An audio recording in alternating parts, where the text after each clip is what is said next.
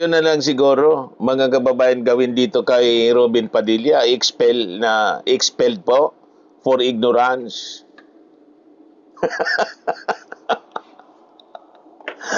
Tanggalin sa Senado kasi ignorante po.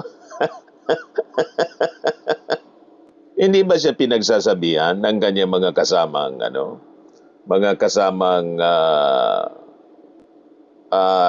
legal advisor niya? May may legal advisor naman po siya. Hindi ba siya pinagsasabihan na kung maaari tigilan niya yung kakadaldal kasi sa kakadaldal niya nalalantad yung pagiging kwan niya, ignorante.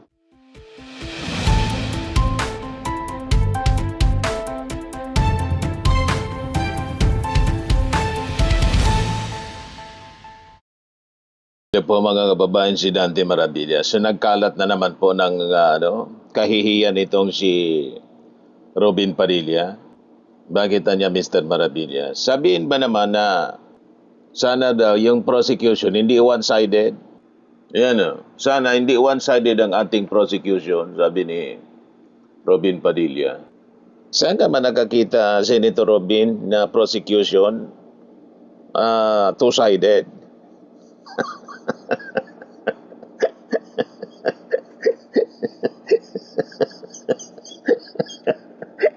Love trip niya, Mr. Maravillas. Dapat material ito sa love trip mo. Love trip nga ni. Nakakita ka na, Robin Padilla, ng prosecution na after na i-akusa yung akusado, i-defend niya.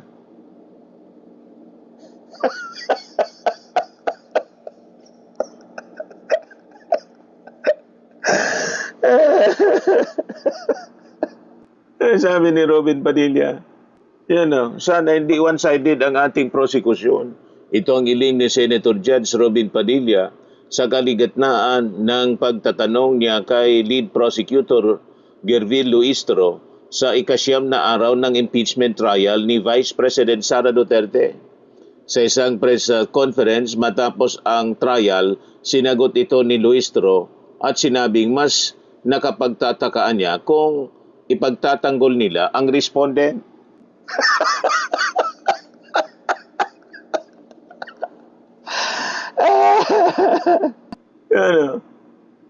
Sabi ni Jinky Luistro, siguro nakapagtaka kapag naging neutral ang prosecution at kung i-defend namin ang respondent.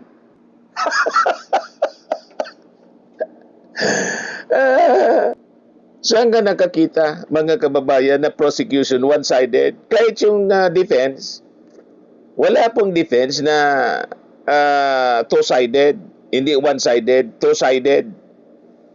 Na after na i-defend niya yung kanyang kliyente, inakusa niya, idiniin niya. Ang dapat na maging hindi one-sided kayo ng mga senator judges, dapat impartial kayo. Yung statement na yan, Robin Padilla, dapat sinasabi mo yan sa harap ng salamin, kausap mo sarili mo. Walang prosecution po. Kaya tama sasabi ni ni Jinky Luistro, mas nakapagtataka kung yung prosecution dinidefend yung akusado. Ang dapat ninyong pagtakan yung sarili ninyo kasi dapat impartial kayo, mga senator judges, tulad ni yung magkapatid na Cayetano na pag pinakinggan mo ay nasa defense side, kasama na ng defense team, kasama po kayo doon. Robin Padilla, anong klaseng senador ka? Siguro dapat nito, mga kababayan, expel dito si expel ditong si Senator Robin Padilla for ignorance.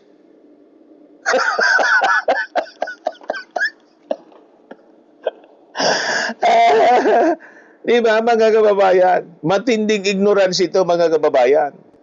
Gusto niya na maging two-sided. Hindi one-sided, kundi habang inaakusa ng prosecution ang akusado kailangang i-defend. Kaya tuwang-tuwa po si Atty. Ibanez. Sabi po ni Atty. Carlo Ibanez, hindi talaga ako makaget over dito. Your Honor, BP Sara committed betrayal of public trust. However, Your Honor, we must also consider that she did not betray the public trust. Therefore, BP Sara should be acquitted. But on the other hand, she must be convicted. Sabay tawa po na nagpakarami. 2 million to 10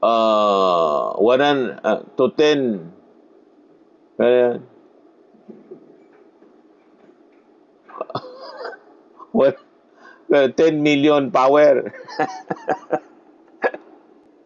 Yan yung tawa, mga kababayan, ni Atty. Carlo Ibanez.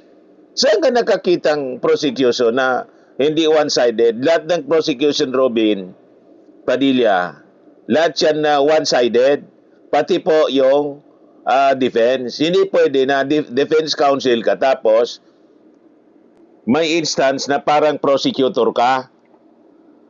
Parang napakinggan na niya Mr. Maravillas yung sabi mo kasi na yung defense dapat lumipat na sa prosecution.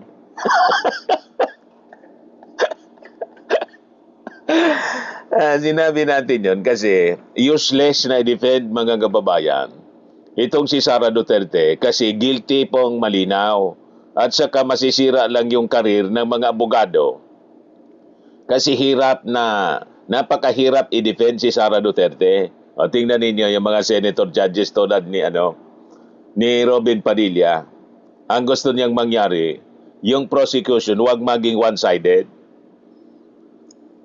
Ibig sabihin, dapat kumampi kay Sara yung prosecution.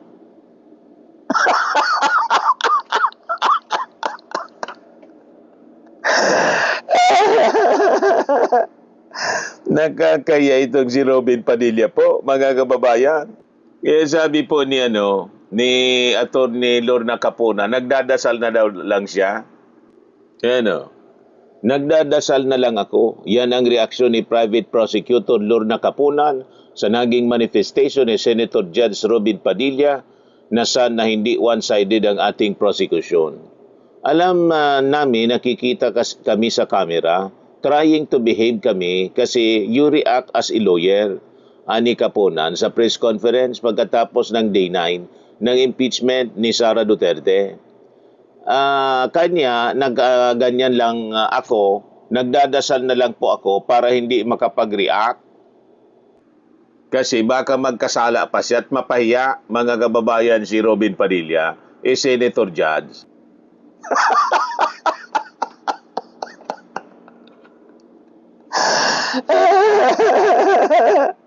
Bakit pa nagkaganon ang ating Senado, mga kababayan? Nagkaroon tayo ng mga senador tulad ni Robin Padilla. Ayan, sabi niya.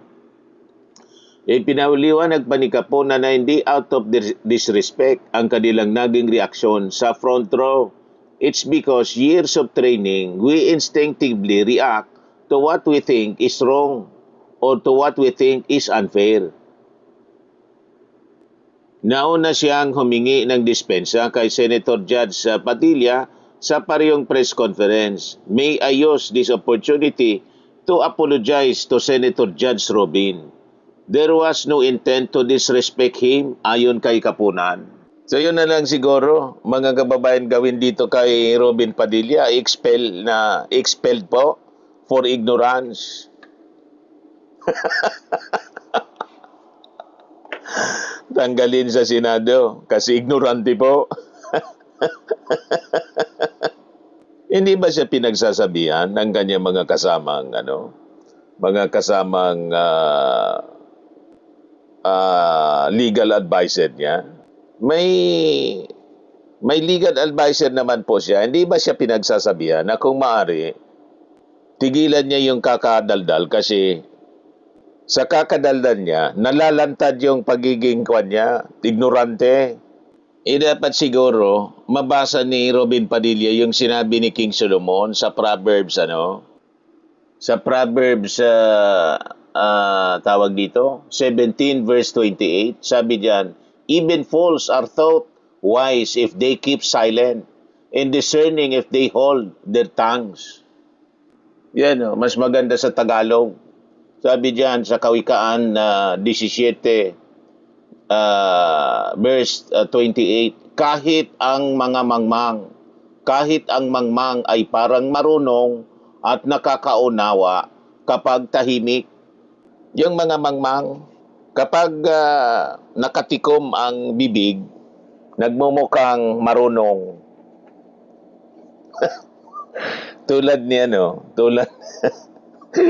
wag ko nang sabihin yung isa pag senador. At least tahimik, ibig sabihin, alam niya na baka bumuka pa yung bibig niya, magkamali siya. So marunong na rin siya. Di ba? Natuto siya. Alam niya. Kaya hindi na lang siya nagsasalita. Boboto na lang siya, mga kababayan, kung sino yung sa tingin niya nasa tama. Di ba? Kung tingin niya tama yung mga ebidensya na pinipresent ng prosecution, boboto siya to convict Sara Duterte. So, ibig sabihin, wise siya. At least hindi na siya nagsasalita, baka magkamali pa. Baka magkamali pa siya. Pero si Robin Padilla, matindi. Walang kahihiyan. Dal kahit hindi man po naintindihan yung kanyang mga dinadaldal. Basta gusto niyang dumaldal. Ito si Atty. Kapunan sa kanyang reaksyon. And then regarding naman po specifically yung comment ni Senator Padilla na sana daw hindi one-sided yung prosecution daw po. Ano po yung reaction doon since parang humingay po sa loob ng session hall when that was said? Well, with all due respect kay Senator Judge Robin Padilla, no? Apparently, this impeachment trial is adversarial. Maliwanag yun. Hindi niya naintindihan. Kaya merong prosecution Correct. is to establish the case. Correct. Kaya may defense is to defend the innocence of the respondent, no? So, it is very much anticipated that the prosecution is biased One-sided. towards presenting the case. Correct. Presenting the evidence, no? Siguro mas nakakapagtaka pag naging neutral ang prosecution. Correct. At lalong nakakapagtaka kung i-defend namin yung respondent, no? So, Ayaw na lang niya tumawa. I think Kong Jinky is very diplomatic in her answer. Kasi ako, maginoo pero medyo bastos tayo. But I've always said that sometimes the Senate impeachment hearings are in black and white. And we're very appreciative that Senator Robin always brings color and surprise and excitement. It's as if, especially if it's the last one to manifest, nagigising po kaming lahat. Kanina talaga nagigising kaming lahat. At pinagalitan pa kami sa front row. So, may I use this opportunity to apologize to Senator Judge Robin. There was no intent to disrespect him. Kaya lang, syempre, pag lawyer ka at nasa litigation ka, i-emote ka mag-i-emote ka, no? Alam naman nila yung, hindi naman emote na drama, pero it is an instinctive reaction. There was really no intent to disrespect him when he said, lalong-lalo na yung mga nasa front row, nagtinginan kaming ganyan, yung pala kami yun, nasa front row. So, Senator Robin, sabi mo, kaibigan tayo, forgive na lang. Hindi na kami uulit dyan. Pero, the prosecution really is for the prosecution. And the defense is for the defense. Di ba? Ganun. As we say, it is the nature of the beast. Senator Judge must be the one who is neutral. Yeah. Yes. Okay. Yung siguro sinasabing dapat neutral, that applies to senator judges. Correct. Quote dyan, talbog rin sa inyo. Talbog sa inyo. Backfire. Remind, I mean, if you're saying that to us, we're saying it back to you. No? It goes back to you. The issue of bias also. Talbog is bounced. We're bouncing back the question, back to you. That's tama ba is Ricochet. correct is talbog, no? So Ibalik lang natin doon sa tamang konteksto, no? Of course, with due courtesy to Senator Robin, nirirespeto naman natin yung kanyang pananaw na parang one-sided, no, ang prosecution. Pero ibalik natin, ang Kongreso ang siyang tumanggap na impeachment complaint sang-ayon sa konstitusyon. Tiningnan kung may complaint ba kumpleto sa forma at may basihan at nakita at sinang-ayunan ng 257 congressman na isumiti yung articles of impeachment. Ibig sabihin, ang Kongreso na ngayon, ang prosecutor o yung magre-representa ng mga nagreklamo at sang-ayon doon sa mga nakitang pwede, may probable cause. Ngayon ay naiakyat iyan sa korte na ang Senado in this case. Dito naman sa korte, talagang bubuksan mo na ang lahat ng prueba na ipapakita ng prosecution para i-confirm or sang-ayunan or tuldukan yung mga reklamo at patotohanan yung mga reklamo. Yung defense naman ay yung akusado kung saan in its word itself, defense, dedepensa. Yan po ang sitwasyon. Ang neutral ay ang senator judges kasi kailangan nilang pakinggan, i-analyze, Both sides. pag-aralan, pagdebatihan ang lahat na related sa kaso para magdesisyon. Hindi pwedeng maging biased ng senator judges, pero ang defense talagang ididepensahan nila ang akusado. Ang prosecutor naman ay siya ang magtutulak para i-prove na meron silang tamang kaso. Yan po ang sitwasyon. Siguro, baka nasobrahan ng galing, no, ng ating mga prosecutors, kakibat ang ating private volunteer prosecutors. Kasi syempre, nakita siguro ng ating isang senator judge, hindi lang siguro isa, baka nakita ng karamihan na talagang solid ang ebidensya, hindi pwedeng malihis, hindi pwedeng mahinto, kailangan ipagpatuloy at kailangang tutukan. Kaya nirerespeto namin si Senator Robin Padilla, pero ibalik natin, ano ba ang nararapat, ano ang dapat at saan ito patungo. Follow. Ito yung pagtatanong, mga kababayan, ni Robin Padilla na pinahiya niya yung sarili niya. Kasi sinabi niya na yung prosecution dapat hindi maging one-sided at nagalit pa pala ng magbulungan, nag-react yung mga tao sa front kasi wala man pong prosecution nga na hindi one-sided. Ganon din yung defense. Ang dapat na hindi maging one-sided sila ng mga senador kasi ang senador dapat impartial. Pakinggan natin mga kababayan. Yan kasi ang konsekwensya ng mga taong nagmamarunong. Kasi po, katulad po ng sinabi ng aming Senator Judge, 10,000 hours, Pampilo Lacson, napakaliwanag po ng sinabi niya. At kami din po dito, ako po mismo ay gumawa din ng panukala na dapat yung mga nagsisinungaling dito, yung mga paiba-iba ng testimony na nagiging aming mga witness, ay dagdagan dapat ang sintensya ng perjury. Kailangan amendahan ang batas na yan. Ngayon, bilang pakiusap po sa inyo, sa prosecution, pwede po ba na sana ay maiwasan natin ang pagbibigay ng witness na may kasong perjury? Hindi na po ito si Las Cañas. Ang sinasabi ko po ay yung dalawang mahal nating witness, si Attorney Jeremy Lotok at si NBI Agent Talilong, na sa mga oras na ito ay may kasong hinaharap na perjury. Pwede po bang iwasan natin na may mga ganito tayong witness para ang nasasakdal po kasi dito ay ibinoto ng 32 million na tao. Malinaw, nag-abogado na naman siya. Mga kababayan, kay Sara Duterte, na hindi pwedeng impeach ang isang ibinoto ng 32 million people.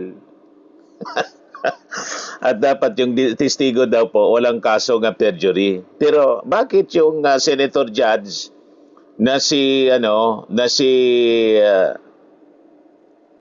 Marcoleta at saka si Jinggoy na may pending na mga kasong korupsyon, plunder, gusto pa ninyo na maka-participate bilang senator judge.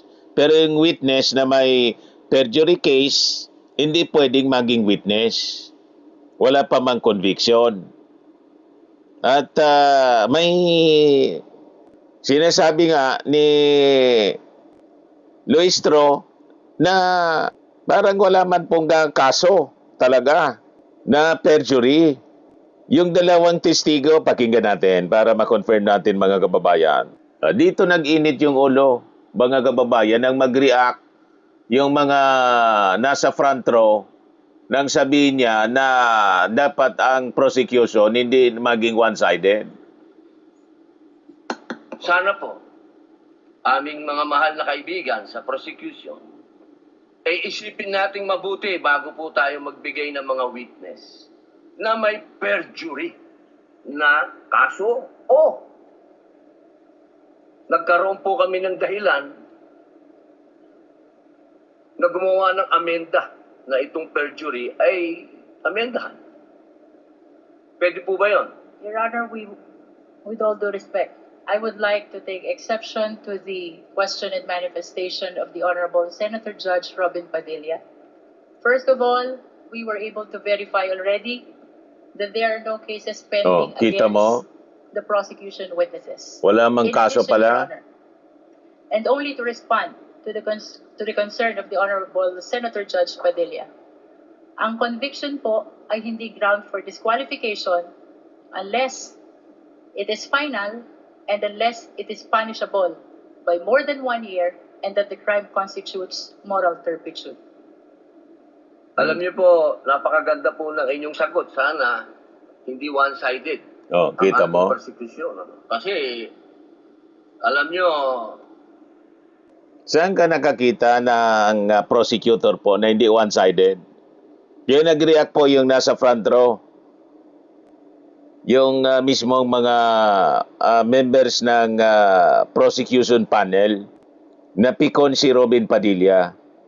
Paano hindi magre-react Senator ni Kapunan, mga kababayan doon sa front seat, na mali yung sinasabi niya? Walang prosecution or defense na hindi one-sided. Ang dapat na hindi maging one-sided yung judge kayo. Dapat impartial. Yan kasi nagmamarunong mga kababayan. pag kayo ang pagpabor sa inyo, Nagre-react na yung mga tao. alam niyo ba, bawal po ang ginagawa. Kindly maintain Presiding order officer, within the bawal po court. ang ginagawa nitong nasa harap natin, nagkukomento. Kindly maintain order in the court. The Sergeant at Arms, by authority of the Senate President, is directed to kindly maintain. Hindi po order in the sila court. allowed. Mag-ingay. Korte po ito. Nagalit Thank you. pa. You may proceed, Senator Judge. Yung mga Who was speaking? sinasabi niya mali. You may proceed, Senator Judge. I was interrupted. With due apologies. So, ibig niyo pong sabihin, yung mga senator judges dito, I was interrupted daw. Nagalit pa. Imbes na mahiya ng bupulan niya. Kapal ng mukha, mga kababayan. Siya pa yung may ganang magalit sa kanyang kabupulan. Nagkakaya, mga kababayan. Sino hindi matatawa doon, hindi magre-react? Nang sinabi niya bilang Senator Judge, mali. Walang prosecution or defense na hindi one-sided. Naintindihan mo, kabayang Robin Padilla? Kaya dapat, i-expel ka dyan sa Senado for ignorance. Tanggalin ka bilang Senator Judge kasi incompetent ka. Yan ang malinaw. May gana ka pang magalit dyan. Magalit ka sa sarili mo. Harap sa kaso na hindi po pinapayagan ng ombudsman at hindi pa rin sila guilty. Ano pong ibig niyo sabihin? Your Honor, with all due respect, ang question niyo po kanina ay kaugnay na Yung nasa audience, tawa na sana. Sana mga kababayan, tawang-tawa na pinipigil nila. Kasi baka palabasin sila. Pati si Jinky.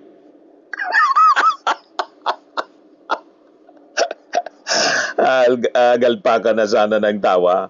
Dahil sa kabubuhan na pinagagawa ni Robin Padilla. Hindi niya magawa na tumawa kasi baga palabasin sila dyan. Tingnan ninyo, yung mukha ni Jinky Duistro. Parang gusto nang humagalpak ng tawa. ng pagtistigo. Testigo nga, Referring to judges the nga yung witnesses of sinasabi the prosecution, Your Honor. Ang usapan po ay yung guilty or not guilty. Okay? So, tatanong na po ako ng bago. Pwede po ba? May I be clarified, Your Honor, on your last question about the senator you said are facing cases? Lead counsel, I think that was Alam niyo po, malinaw na po yung sinabi ko and wala po kayong karapatan magtanong. Hindi, Senator Judge. liliwanagin ko nga po. I think Kita mo. Senator Judge Padilla was making a Wala daw karapatan na magtanong sa Senator Judge. Nakahalata siya na ang pinapuntirya ni Jinky Luistro, yung mga Senator Judge na may kaso, mga kasama niya, wala daw karapatan na magtanong.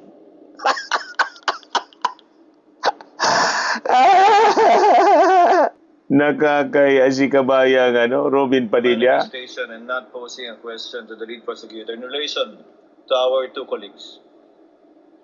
You may proceed, Senator Judge Padilla. Maraming salamat po, Ginoong tagapamahal ng hukom. Pwede na po ba tayong mag-advance ng katanungan? Yes, Your Honor. Apo. Yung pong sinasabi ninyo, bakit niyo po nababanggit ang ICC dito? Ano po ang kinalaman ng ICC dito sa ating pagdinig? With all due respect, Honorable Senator Judge Robin Padilla, Tawang-tawa na sana yung mga nasa audience. at marahil panglima ng banggit ng presiding officer. Nabanggit po ang ICC, kaugnay ng affidavit ni Las Cañas, na ipirinisinta po ng prosecution bilang bahagi lamang ng testimonya ng witness at Correct. bilang bahagi ng naging investigasyon ng Special Task Force ng NBI. Maraming salamat po. Senator Judge Padilla will please wind up. You can Opo. avail of a second round if you wish. Opo. Maraming salamat po. So, ibig pong sabihin, malinaw na kanina sinabi natin What na is the hindi pleasure siya... of, with the permission of Senator Judge and indulgence of Senator Judge Padilla, what is the pleasure of Senator Judge Rafi Tulfo? Galit na si Rafi. Kay Senator Padilla, bakit pag sa kabila pinapayagan sila 5-10 minutes, bakit pag sa amin, Correct. sa majority, kinakat agad ni remind pagdating ng 2 minutes? I think nakakalata na kami. So dapat pag sinabing 2 minutes, 2 minutes. Pag sa amin sa Ang haba ng sinasabi pag ni 2 minutes, Padilla, pinipindot nonsense man po. 2-3 beses. Totoo yan. Pero pag sa minority, umabot na ng 5 minutes, 10 minutes. At meron akong record dyan. Pinapayagan. Why? Thank you. The Ikaw na. comments of Senator Judge Rafi Tulfo is recognized. However, the chair would like to point out that in the impeachment court, there is no majority nor minority. We are all senator judges. And Senator Lacson earlier requested also an additional time to finish his point, which the chair allowed. That's why the chair reminded Senator Judge Padilla to wind up because his time already lapsed. Kaya nga, Mr. Presiding Officer, I'm sorry to have a lot of respect in you. Yung sa akin lang, kahit na sino senador, kapag dating na ng 2 minutes, pinipindutan ng bell eh. Ako, ilang beses na ako nang pindutan ng bell. Nakakairita eh. Samantalang yung iba, hindi pinipindutan ng bell, umabot pa ng 5 minutes. I'm not referring to anybody here now. Yun lang yun eh. Kaya nga kuminsan, binubulungan ko na nandiyan eh, oy, pindutin mo na yung bell. Para naman makapagsalita yung iba. Yun lang po, wala na akong tinutukoy dito. Dapat maging fair tayo yung sa nagpipindot ng bell. Pag sinabing 2 minutes regardless kahit na sinong senador yan. Thank you. The clerk of court is instructed to kindly relate to the bell ringer to kindly be consistent in doing the polite reminder to the senator judges with respect to the time allotted. Senator Judge Yes. Cayetano Alan. No, I take Tama si Tulfo, lalo na si Cayetano. Siya na yung pinakang 6,800 plus yung count ng dinaldal niya. Mas marami siya pang dinaldal kaysa kay yung presiding officer. Ay puro nonsense. At yung mga sinasabi nila to defend Sara Duterte. Kaya yung statement niya na dapat hindi maging one-sided yung prosecution, iyon ay dapat sinasabi na sa sarili niya at sa mga kasama niya na umaakto ng defense, member ng defense team. Yan ang totoo niyan, mga kababayan. At yan ang observation ng marami sa ating mga kababayan na nanonood po dito sa impeachment trial ni Sara Duterte. Ayan man lang po, mga kababayan. Ako po si Dante Maravillas. Bye-bye po. God bless.